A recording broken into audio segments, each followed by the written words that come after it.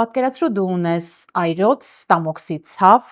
ծանրություն, բայց պատճառը ոչ թե սնունդն է, այլ մի փոքրիկ բակտերիան, որը քանդում է ստամոքսը ներսից։ Հելիկոբակտերիան մտնելով ստամոքսի լորձաթաղանթ լուր կարող է այնտեղ ապրել, շարունակել իր կենսագործունեությունը, հասցնելով տարբեր աստիճանի վնաս ստամոքսի եւ 12 մատնյա աղու լորձաթաղանթին։ Սնունդը կարող է վատացնել վիճակը հելիկոբակտերի դեպքում։ Կուզենայի նշել, որ դա ոչ թե սննդակարգ է համարվում, այլ կոչվում է առողջ սնունդ։ Երբ որ ուտում ենք ժամանակին, ստամոքսը երկար դատարկ չենք թողնում, միանգամից շատ չենք լցնում եւ շատ ագրեսիվ սնունդ նույնպես չենք ընդունում։ Ինչու պետք է բուժել հելիկոբակտերը, ոչ թե անտեսել։ Պետք է բուժել հելիկոբակտերը նախ, որպեսզի այն հարաճուն գաստրիտի չվերածվի, ատրոֆիայի եւ ամենակարևորը հելիկոբակտերիան բուժելով կանխարգելում ենք ստամոքսի քաղցկեղը։ Հայաստանի Հանրապետությունում հելիկոբակտերիայի տարածվածությունը կազմում է շուրջ 40-ից 50%։ Դա նշանակում է, որ ամեն երկրորդ անհատը վարակված է հելիկոբակտերիայով եւ չգիտի դրա մասին։ Դուք դիտում եք Միֆեր առողջության մասին հաղորդումը, բարև ձեզ։ Պատկերացրու դու ունես այրոց, ստամոքսի ցավ, ծանրություն, բայց պատճառը ոչ թե սնունդն է, այլ մի փոքրիկ բակտերիան, որը քանդում է ստամոքսը ներսից։ Խոսքը հելիկոբակտեր պիլորիի մասին է։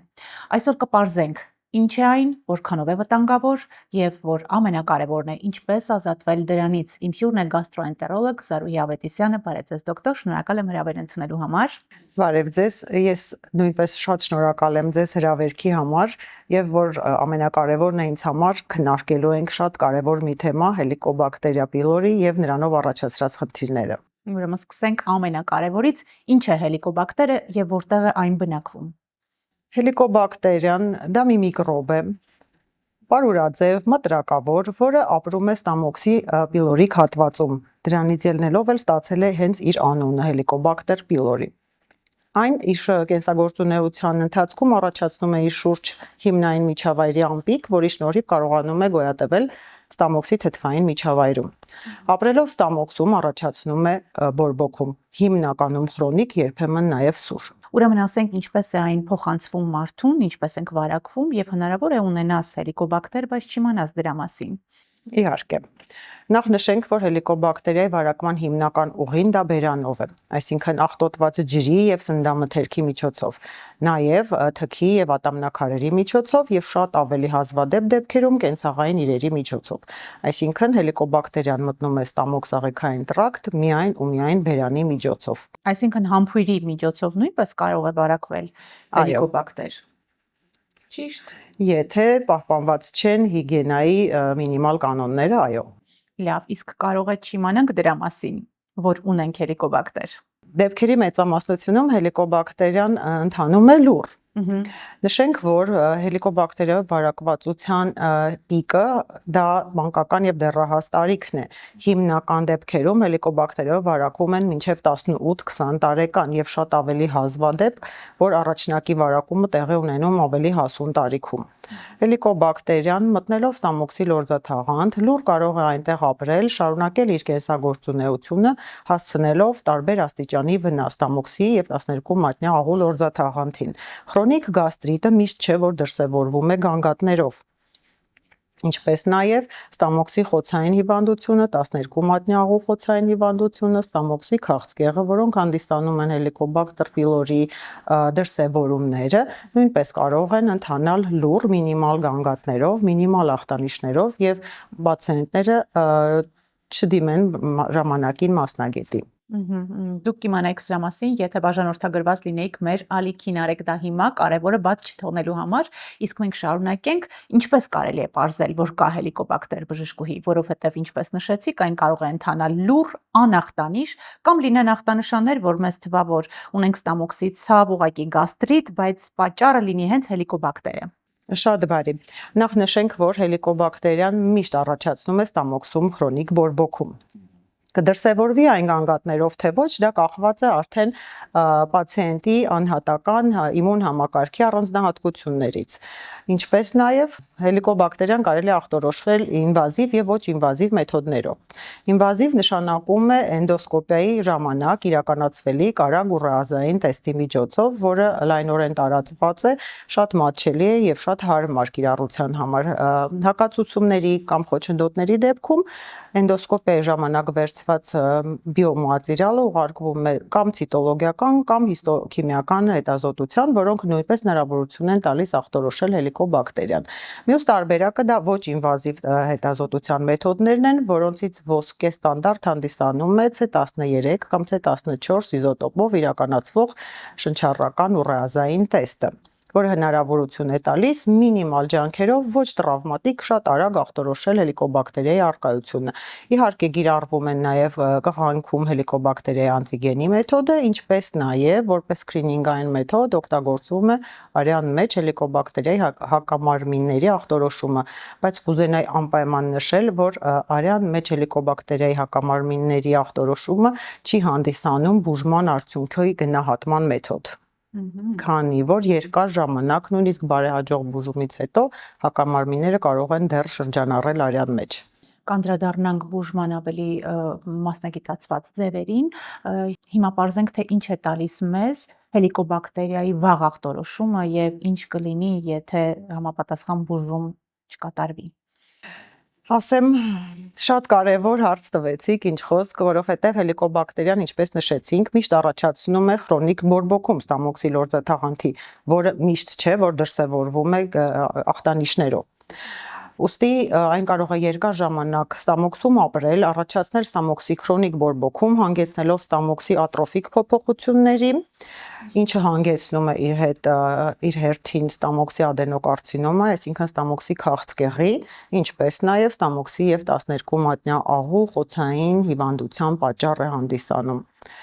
Այսինքն ախտանիշների բացակայությունը դեռ չի նշանակում, որ հելիկոբակտերիա կամ խնդիր չկա։ Որքանով է այն տարածված մեր երկրում, աշխարհում առհասարակ, ինչ ուշադրություն է այն պահանջում իսկապես, որովհետև մենք խոսեցինք ընդհանուր մինչև ստամոքսի քաղցկեղի ռիսկի մասին։ Հելիկոբակտերիայի տարածվածությունը ամբողջ աշխարհում կազմում է շուրջ 40-ից 60%։ Իհարկե կան երկրներ, որտեղ տարածվածությունը ավելին է, մասնավորապես Ճապոնիայում 95% բնակչությունը ախտահարված է հելիկոբակտերիայով։ Սնունդին պետք է ուշադրություն դարձնենք այստեղ, հա, ինչի հետ է դա կապված, որովհետև այնտեղ հում սնունդ ձկնամթերք են օգտագործում, սուշիներն ավելի տարածված, սուշին հենց կարող է դառնալ հելիկոբակտերի Ինչու՞ չէ, այո, հելիկոբակտերիայի տարածվածությունը շատ սերտ կապված է հիգիենայի եւ սանիտարական նորմերի հետ, այսինքն ինչքան քիչ զարգացած է երկիրը, այնքան ավելի լայն է հելիկոբակտերիայի տարածվածությունը։ Նշեմ, որ Հայաստանի Հանրապետությունում հելիկոբակտերիայի տարածվածությունը կազմում է շուրջ 40-ից 50%, դա նշանակում է, որ ամեն երկրորդ անհատը վարակված է հելիկոբակտերիայով եւ չգիտի դրա մասին։ Ինչ անենք, որ իմանա բժշկուհի։ Իմ կարգախոսն է ավելի լավ է 1 օր շուտ ախտորոշել, քան 1 օր ուշացնել, ու քանի որ հելիկոբակտերիան համարվում է առաջին կարգի քաղցկեղածին մանրե, դա նշանակում է, որ հելիկոբակտերիայի վաղ ախտորոշումը հանդիսանում է ստամոքսի քաղցկեղի կանխարգելման հիմնաքար, այսինքն չսպասել, որ խնդիրը բարդանա, զարգանան բարդություններ կամ քրոնիկ անդառնալի փոփոխություններ ստամոքսի լորձաթաղանթում, այլ վաղաժամ դիմել։ Ինչ է մշակված այդ կապակցությամբ, Առողջապահության համաշխարհային կազմակերպությունը, որը նշում է, որ երիտասարդ տարիքը 45-ն է, խորհուրդ է տալիս բոլոր երիտասարդներին հետ ազոտել եւ բուժել հելիկոբակտերիան։ Դա մոտեցման մի տեսակ է, որը հիմնված է, ինչպես նշեցի, ոչ ինվազիվ հետազոտության մեթոդների վրա։ Իսկ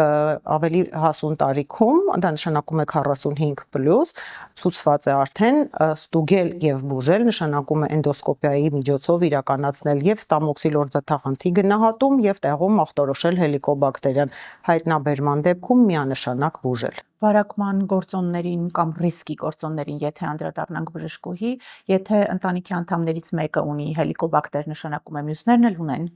Ոչ, ցավոք կամ բարեբախտաբար այդպես չէ։ Իհարկե փոխանցման ռիսկը պահպանվում է, բայց ինչպես նշեցինք, հիմնականում դա մանկական եւ վաղ դեռահասության տարիքն է փոխանցման համար, դա նշանակում է, որ մանկահասակ երեխաները իրենց շրջապատում ավելի մեծ ռիսկի են ենթարկվում, քան միայն տանը, եւ անպայման պիտի նշենք, որ բավական չէ հելիկոբակտերիայի ներմուծումը օրգանիզմ, այստեղ դեր ունի նաև իմուն համակարգի առանձնահատկությունները, որոնք կամ ընկալունակ են, կամ ոչ, դրանով էլ պայմանավորված է այդ մոտ 40-50% հելիկոբակտերիայի առկայությունը, չէ որ շրջանառությունը համատարած է, բայց ոչ բոլոր պացիենտների մոտ է հելիկոբակտերիան շարունակում բնակություն հաստատել ստամոքսում եւ առաջացնել համապատասխան բորբոքում։ Իհարկե, խորհուրդ է տրվում ընտանիքի չափահաս անձանց միանշանակ չսպասելով գանգատներին ախտորոշել, օգտագործելով ոչ ինվազիվ մեթոդները եւ առկայության դեպքում միանշանակ բուժել։ Այսինքն միևնույն սպասքի օգտագործումից չի կարող փոխանցվել հելիկոբակտերը։ Եթե հաշվի առնենք, որ հելիկոբակտերիան շատ զգայուն է դեզինֆեկտանտներին եւ բարձր ջերմաստիճանին, այսինքն եթե պահպանվում են հիգիենայի կանոնները, փոխանցման ռիսկը հասնում է մինիմալի։ Ուրեմն խոսենք բուժման մեթոդների մասին, ինչ բուժում է նշանակվում հելիկոբակտերը հայտնաբերելուց հետո։ Հելիկոբակտերիան միջազգային փորձագիտական խմբերի որոշմամբ բուժվում է միայն էրադիկացիոն թերապիայով։ Դա նշանակում է, որ համաշխարհային կազմակերպությունները, որոնք զբաղվում են երկար տարիներ հելիկոբակտերիայի հետ կապված բոլոր հիմնահարցերով, մշակել են մի քանի սխեմաներ, որոնք օգտագործվում են արդեն ամբողջ աշխարհում։ Իհարկե Հայաստանի Հանրապետությունում 2019 թվականին նշված ուղեցույցները վերամշակվել եւ ադապտացվել են, հաշվի առնելով որոշ առանձնահատկություններ տեղային եւ մշակվել են ըստ այդ ուղեցույցների միջազգային Հայաստանի համար ադապտացված բուժական ուղեցույցներ։ Բուժումն իրականացվում է կոմպոնենտային կամ քառկոմպոնենտային թերապիայով, հաշվի առնելով իհարկե անհատի ալերգիկ երևույթները, ընկալունակությունը անտիբիոտիկների հանդեպ, ընտրվում են նշված սխեմաներից որևիցե մեկը։ Որքան ժամանակ է պետք կիրառել հակաբիոտիկներ, առանց դրանց հնարավոր չէ։ Առանց դրանց հնարավոր չէ, ինչպես նշեցի, միջազգային էքսպերտ խմբավորումների որոշմամբ հելիկոբակտերիայի միակ բուժական մեթոդը դա էրադիկացիոն թերապիան է 14 օր տևողությամբ։ Ցանկալի չէ բուժումը կիսատ թողնել, նույնիսկ եթե սիմպտոմները ավելի վաղ են անհետացել, վերացել, քանի որ բուժման տևողության կարճացումը բերում է էֆեկտիվության նվազեցման, մյուս կողմից նաև զարգանում է հակաբիոտիկների հանդեպ հելիկոբակտերիայի կայունություն, որը արդեն դժվարացնում է հաջորդ սխեմայի արդյունավետությունը։ Չմոռանամ նշել, որ հելիկոբակտերիայի բուժման էֆեկտիվությունը առաջին լիարժեք կուրսից հետո կազմում է 80-ից 85%։ Դա միջազգային վիճակագրություն է, որը համապատասխանում է նաև Հայաստանի Հանրապետությունում։ Հարցում են ինչու առաջին բուժումից չի անցնում հելիկոբակտերը։ Որովհետև դա միջազգային ոնց կարծես թե վիճակագրությունն է եւ հելիկոբակտերիան այնպիսի միկրոբ է, որը շատ կայուն է անտիբիոտիկների հանդեպ, ամբողջ աշխարհում կայունությունը ավելի շարունակում է ընդլայնվել հաշվի առնելով հարկի անհարկի անտիբիոտիկների օգտագործումը այլ խնդիրների բուժման կապակցությամբ, այն շատ կայուն է, ինչպես նշեցի, եւ մի քանի խումբ անտիբիոտիկներ են, որոնք կարող են նրան ոչնչացնել եւ ընդունված տևողությունը դա այսօր 14 օրն է։ Եվ պետք չէ ինքնաբուժությամբ զբաղվել։ Պետք է դիմել բժշկի, հետազոտվել եւ միայն բժշկի նշանակմամբ համապատասխան հակաբիոտիկներն ընդունել։ Միանշանակ։ Անդրադառնանք սննդակարգին, սնունդը կարող է վատացնել վիճակը հելիկոբակտերի դեպքում։ Այո, սնունդը կարող է վատացնել ոչ թե կոնկրետ հելիկոբակտերիայի վրա իր ազդեցությամբ, այլ պարզապես նպաստելով ստամոքսի միջավայրի ել ավելի վնասմանը, ստամոքսահյութի թթվայնության ավելացմանը, ինչպես նաև սննդի տեսակներ կան, որոնք անմիջական գրգռող ազդեցություն ունեն ստամոքսի լորձաթաղանթի վրա, բնականաբար դա նպաստելու է անբարենպաստ պայմանների ստեղծմանը ստամոքսում, ինչը ավելի խորացնելու է մեր ունեցած սիմպտոմները։ Ուրեմն նշենք, թե որոնք են այդ վտանգավոր մթերքները, ինչ չի կարելիներ կան։ Կուզենայի նշել, որ դա ոչ թե սննդակարգ է համարվում, այլ կոչվում է առողջ սնունդ։ Երբ որ ուտում ենք ժամանակին, ստամոքսը երկար դատարկ չենք թողնում, միանգամից շատ չենք լցնում եւ շատ ագրեսիվ սնունդ նույնպես չենք ընդունում։ Այսինքն բոլոր տեսակի թթու, կծու, ագրեսիվ, շատ համեմված, շատ սոուսներ պարունակող, ինչպես նաեւ արագ սնունդը, տապակած, շատ յուղ սնունդը կարող է գրգռել ստամոքսի լորձաթաղանթը եւ ավելացնել սիմպտոմները։ Ըմպելիքների մասին սուրճը, թեյը, ալկոհոլը այո, գրգռում են քաղցր գազավորված ըմպելիքներ։ Սուրճը, թունդ թեյերը, ալկոհոլային խմիչքը, շաքար եւ գազ պարունակող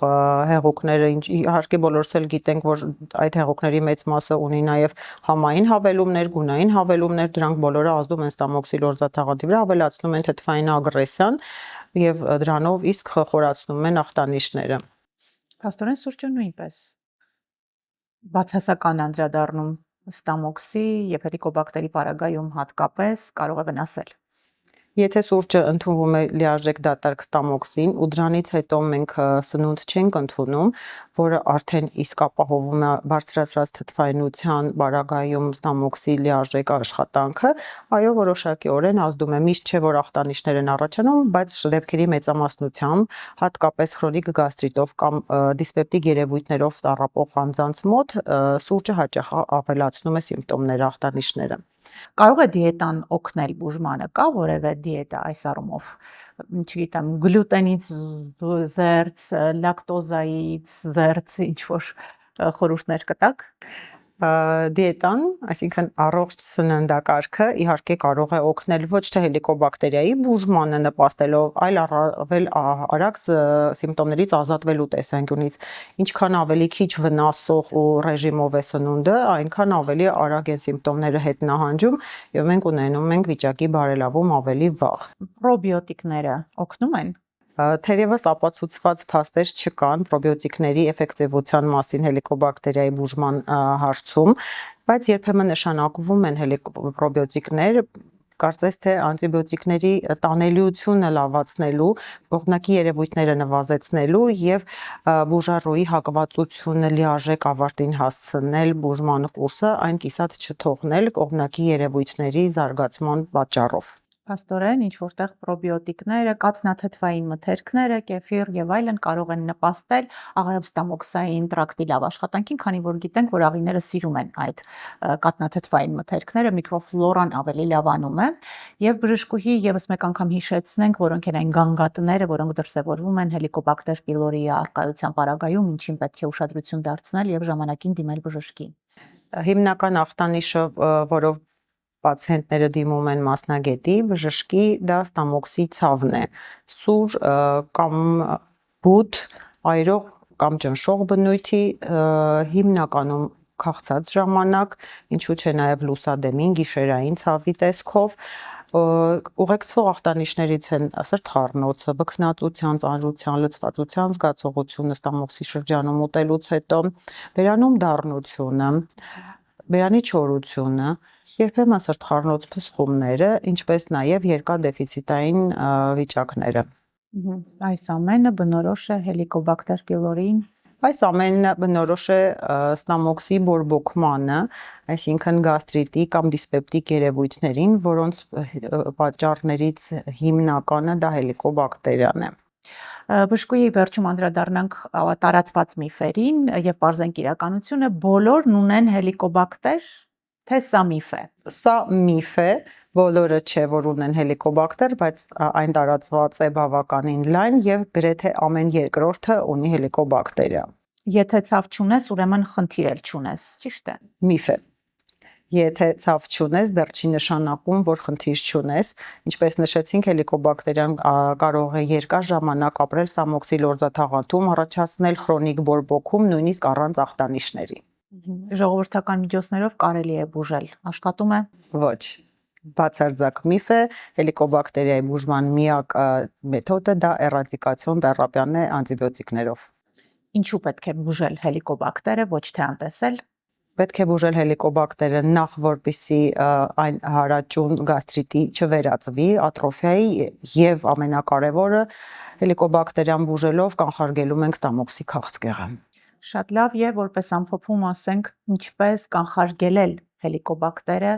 իսկ արկայության դեպքում ինչու պետք է բուժել։ Կանխարգելել հելիկոբակտերիայի տարածումը կարող ենք պահպանելով համապատասխան հիգիենայի կանոնները եւ սանիտարական վերահսկողությունը լավացնել, քանի որ սննդի եւ ջրի միջոցով է հիմնականում փոխանցումը տեղի ունենում, պետք է դա ավելի մասշտաբային բնույթ կրի, որպեսզի կանխարգելումն էլ ավելի էֆեկտիվ լինի, իսկ հայտնաբերման դեպքում դա իմ կարծիքը չէ, դա միջազգային խորհրդի ցուցումն է, ցանկացած դեպքում, եթե կա հելիկոբակտերիա, այն պետք է բուժել, վերացնել, կանխարգելելով հետագայում ստամոքսի բորբոքման հարաճումը եւ ստամոքսի քաղցկեղի կանխարգելման նպատակով։ Շնորհակալություն բժշկուհի կարևոր ինֆորմացիայի համար։ Եթե ունես խնդիր, դիմիր բժշկի։ Պարզ հետազոտությամբ կարելի է պարզել խնդիրը։ Հետևեք մեր հաղորդումներին առողջության մասին վստահելի խորհուրդների համար։ Հետևեք մեզ նաև սոցիալական էջերով։ Շնորհակալություն Յասաման ռեստորանին ընկերական համեղ հանդիպումների, ջերմ հիշողությունների լավագույն հավաքատեղին։ Շնորհակալություն նաև Հովակիմյան էսթետիկ կենտրոնին համագործակցության համար։ Մենք զրուցում էինք գաստրոենտերոլոգ Զարուհի Ավետիսյանի հետ։ Մինչ հանդիպում։